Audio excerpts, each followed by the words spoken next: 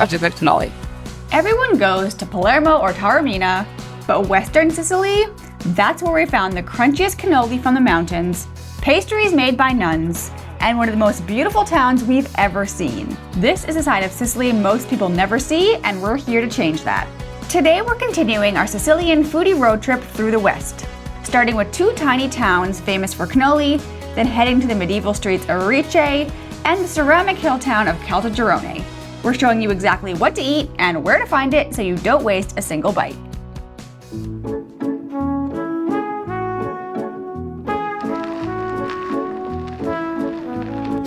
Jeez. How? We took a 45-minute detour from Palermo to go to the very small mountain commune of Piana del Albanese. Smells like gas.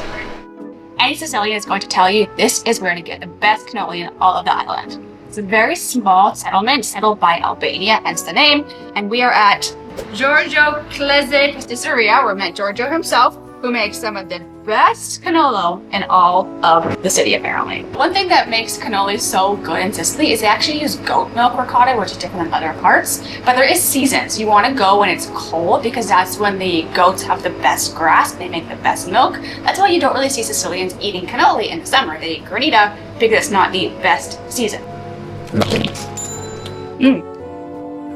On my nose. I'm getting the A+ from the owner. Not too sweet. So creamy. I love those little crunchy chocolate chips. And that candied orange gives a really nice citrus zest. With that nice crunchy cone, I guess. That's a good cannoli. If we're going to compare between the one that we went to at the monastery, we do think we like this one better. It felt really authentic and local. No English. The man was adorable. So take a little day trip for a good cannoli. We got one to go. Also forgot to mention, if you want to go somewhere where the shells are empty and then they actually put the ricotta in as you order it, because then you know the ricotta is chilled and fresh. And we couldn't wait to eat it again, so we just walked around the corner and now we have the second one. Cannoli on the road? Literally on the road. That was a big bite.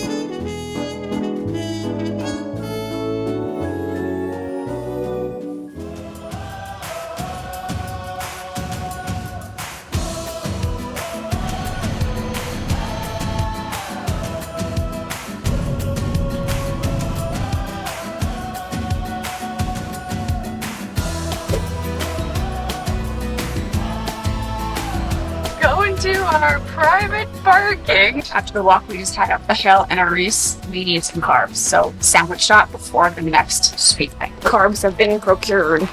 Our hotel has this beautiful courtyard. Perfect spot to eat our sandwich. Nothing beats an Italian sandwich. So cheesy, tangy, crispy. We're at Maria Grammatico, which is one of the most famous bakeries in all of Sicily. As a child, Maria was a convent nun. And she came to Erice and took all their secret recipes here. And she makes these two famous cookies in Erice. The Genovese, which is two kind of shortbread cookies, swished together with some lemony custard cream, and a almendrola dolcetti, which is essentially like a little almond cookie because the area is famous for almonds. Don't forget some Erice liqueur, which honestly it's kind of alien green. I think it's spiced. They're supposed to wash the sweets down with it, so I'm not gonna say no to a little cookie and liqueur, you know? Let's go. Liquor and cookies for lunch. Why not? It's warm. It's super buttery. It kind of is giving me like inside like a lemon Dunkaroo frosting vibe. Those are really freaking good. Gotta wash it down. No, wash it down. It's like sweet and spicy, kind of like a little bit absinthe. Tastes pretty good with the little warm crunchy cookie. Sugar coma condensed today. Soft on the inside. Lightly almond. Less sweet than I expected. It's perfect. What did it taste like? Like the Dunkaroos? No, I think it's like almost like pastel de nata. What do you think with the liquor? It's like apples meets like Christmas spices. Yeah.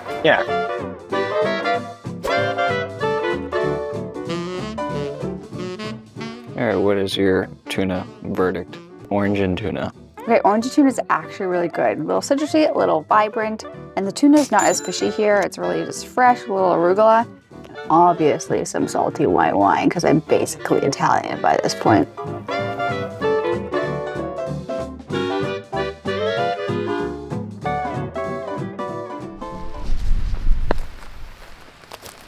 We got up super early to watch the sunrise because you're on a mountain so you can see it in panoramic view, and we're gonna go do apparently a super beautiful hike. It's supposed to be an easy hike and this looks really hard, so if you never see a video from us again, you know why. Oh, hey, you okay? Yeah. I'm only hiking because we're gonna eat more cannolis later.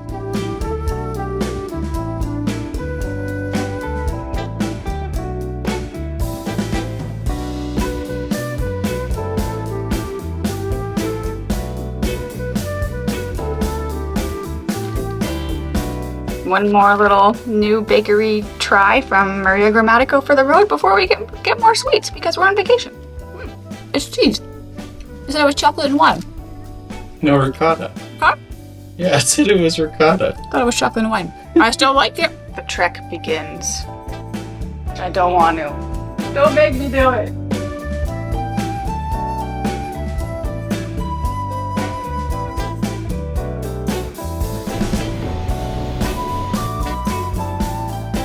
When we were doing our cooking class in Palermo, Velia, the cook, told us to come to Eurobar in the teeny tiny town of Dattilo.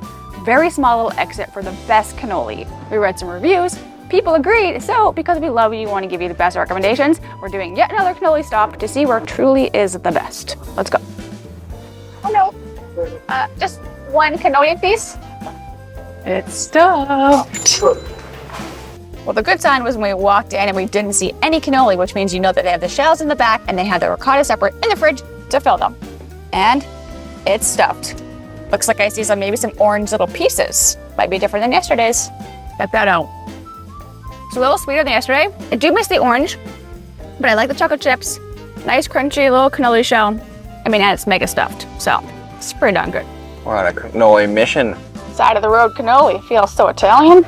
This one's a little bit like smaller, so I feel like you get more of like the crunch around it. It is stuffed to the brim. All right, what's the verdict? For me, yesterday. It's the second one when we went to a little mountain town, Piana, Albanese. We had a cute little man. I really liked the cream, a little less sweet, and the orange. Little citrus orange. There's a little bit more stuff because it was bigger. Yes. Yeah. These are great, but I think never two wits. So make a little day trip from Palermo.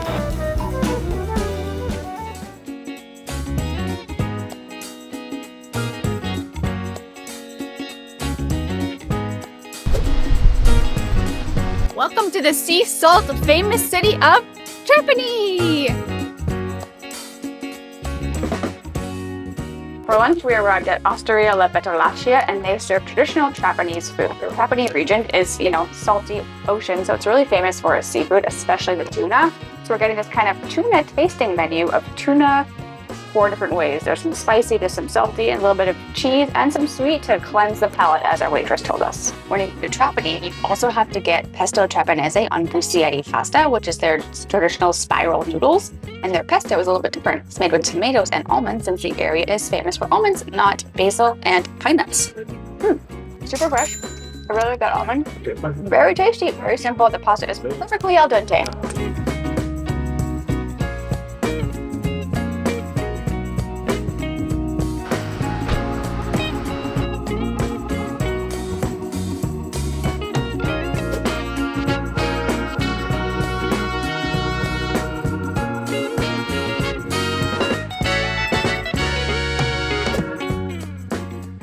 We may not be in Trapani anymore, we're in Marsala, but they're so close together that you can get all the traditional food from Trapani. So we tried the pasta this morning for lunch, and today we're trying the Trapani couscous, which feels very Italian-y couscous, but it's very traditional here. It's got some almonds, I think a little bit of golden raisins, and a whole hunk of seafood on top with lots more almonds, and then like a fish sauce kind of brothy soup that apparently you put it in your bowl, and then put it on top, and then mix it all together. Sounds amazing.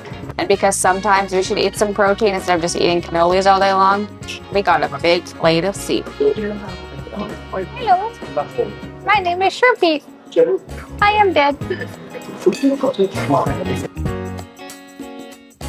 15 minutes away from Marsala, you will find the cool, beautiful, and really adorable with that windmill salt flats. We came in the morning and there's not much of a sunrise because it's actually on the opposite side. So time your visit better and try to hit it between your drive from Trapani to Marsala and do it at night because apparently the sunsets are absolutely incredible. We stuck it out because we wanted to see if it was gonna get pretty, and the sunrise actually turned out to be pretty pretty. I still think sunset's better. And then a nice man gave us some salt.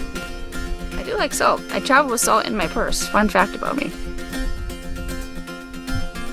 It's salt!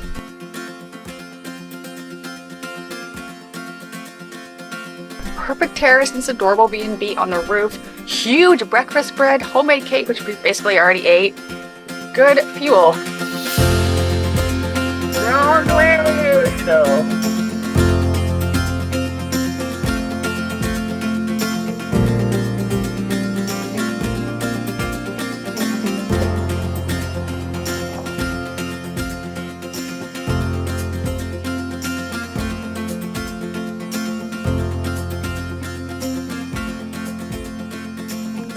Snacks.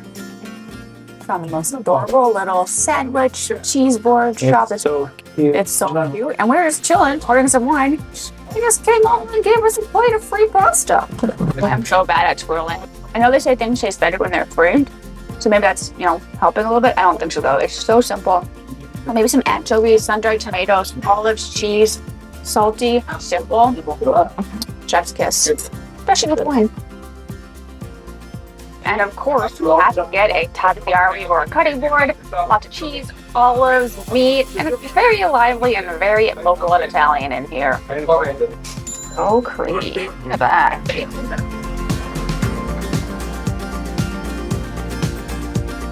Perfecto.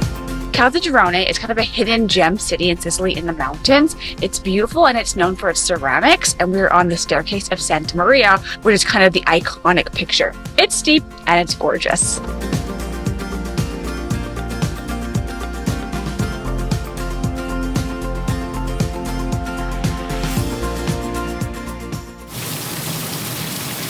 Well, it's raining. It's like pouring. Asia torrential rain. The old man is snoring. And we're gonna eat pizza. I feel like we're having the quintessential Italian experience, eating pizza in the rain. I'm really hoping it stops because we have to walk home. And that doesn't sound fun. So we're eating street food on the street. This is pinza, which is technically Roman, but they eat it as street food all across Sicily. It comes from the Roman word pincere, which means push the dough by hand, and it's actually made with a mix of flours, unlike pizza, which is just made with wheat flour.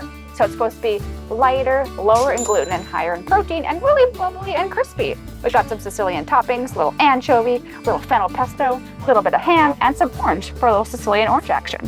I was a little bit worried about anchovies with cheese, with that fennel. Tasty bite. It's definitely crispier on the outside and fluffier on the inside. The regular pizza might be a convert. Arancino or dragon egg? I'm not sure, but did you know that I'm half Targaryen? You're not. What a liar are you? It's from Game of Thrones. Come on. I don't even know how to break into this egg, but I'm With your face. for it. Are you okay? Well, it tastes like lava and cheese, Cheese. smoked cheese, ham. It's hot. It's like a hot pocket, but with rice.